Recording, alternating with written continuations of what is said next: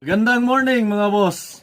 Lain na usab nga adlaw sa ato ang pagpadayon sa pagkinabuhi ug dalaygon ang Dios sa kanunay niyang paghatag kanato sa kapiskay sa ato ang panglawas. Og dalaygon siya sa iyang gihatag kanatong lain na pud nga higayon aron kita magatuon sa iyahang balaang pulong nga naa mahisulat dinhi sa balaang kasulatan. Mga boss, mangutana ko ninyo. Nasayod na ba mo nga ang usa ka patay wala na'y kahigayunan nga mahimo pang matarong o makadawat sa paglaom sa kinabuhing walay katapusan uban didto sa ato ang Dios?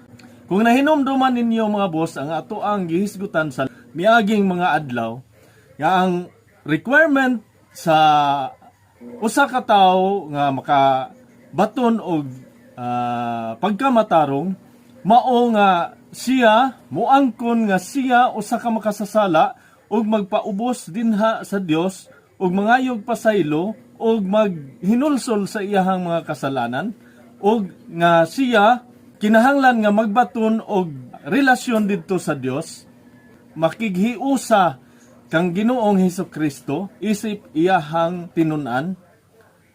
Ang usa ka tawo nga midawat ug misalig kaniya gihatagan niya sa katungod nga mahimong mga anak sa Dios. Sumala sa giingon din ha sa Juan 1:12 mga boss nga ato ang nahisgutan sa miaging mga hisgutanan nato. Karon mga boss, ang usa ka patay ba makahimo pa ba sa pag hinulsol sa iyahang mga kasalanan? Makahimo pa ba ang usa ka patay sa pagdawat sa ato ang Ginoong Hesukristo o sa salig kaniya? Ang usa ka patay ba makahimo pa ba sa pagpakigrelasyon sa Dios? Makahimo pa ba ang usa ka patay sa pagdawat sa ato ang Ginoong Hesukristo isip iyahang Ginoo ug manluluwas? Ang tubag mga boss dili na. Kung ato bitaw basahon mga boss diha sa Lucas kapitulo 16 versikulo 19 hangtod sa 31 mga boss. Ang usa ka patay dili na makaangkon sa pagkamatarong, dili na makaangkon sa kinabuhing walay katapusan uban ngadto sa ato ang Dios.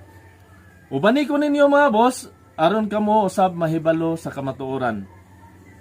Ang pulong sa Dios nagaingon, may usa ka dato nga nagsulob sa mahalon kaayo nga bisti ug nagpuyo sa kabuhong.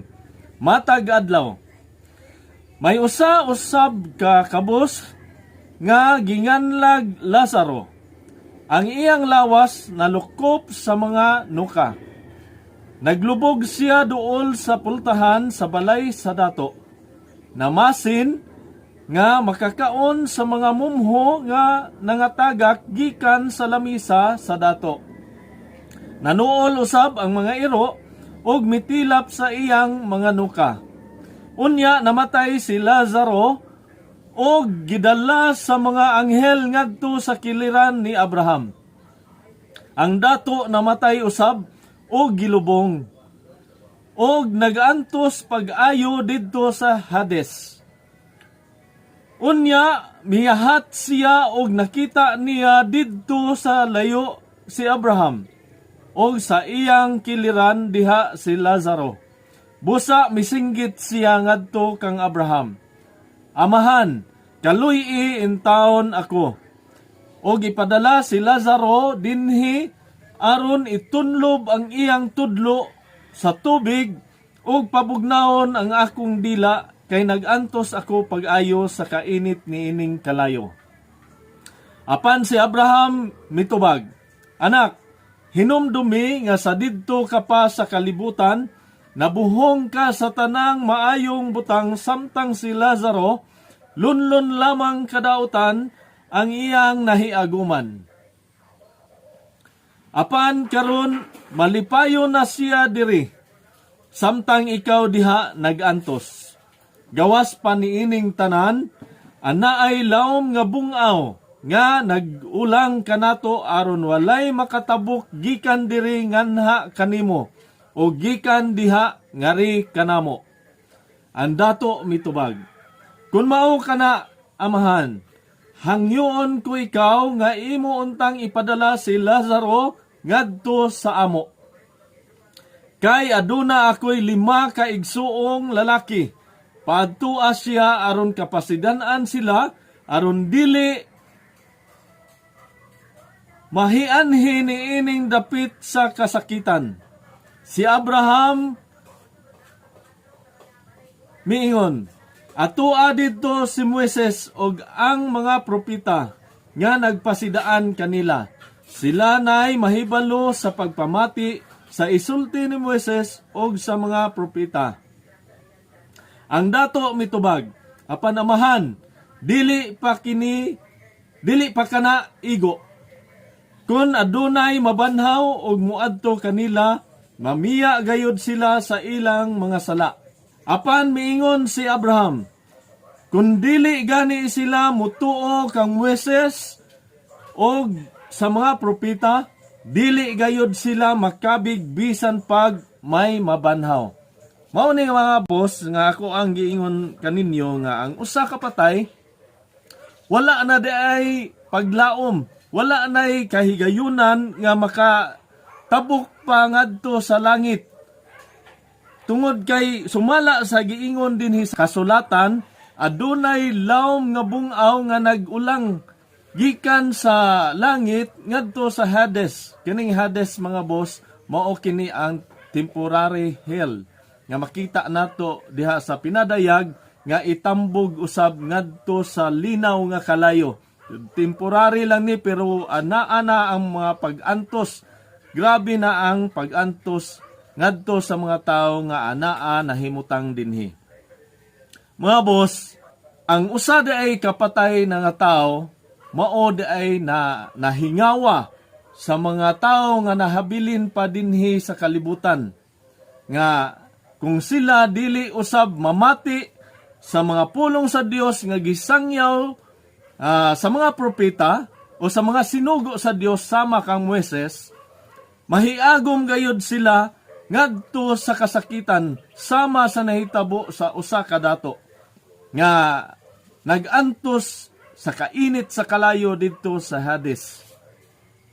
Mga boss, angay nato nga hatagan og pagtagad ang atoang relasyon diha sa Dios samtang kita aduna pay gininhawa, samtang kita aduna pay kahigayunan sa pag hinulsol, sa pagduol sa ato ang Dios, sa pagpangayo og kapasayloan sa ato ang mga sala, sa atong mga kasaypanan, sa atong mga nabuhat nga mga butang nga wala mahisubay sa kabubuton sa Dios, sa mga butang nga atong nahimo nga wala gikahimutan sa ato ang Dios. Sa ato ang gibasa karon nga teksto mga boss dinhi sa Lucas kapitulo 16 versikulo 19 ngadto sa 31, ang usa ka dato nahingawa sa iyahang mga igsuon tungod kay kun sila dili mudawat sa mensahe sa maayong balita nga gisangyaw sa mga tawo nga gisugo sa Dios, sila usab mahiagom ngadto sa kasakitan. Nihangyo ang usa ka dato nga ipadala si Lazaro ngadto sa iyahang mga igsuon tungod kay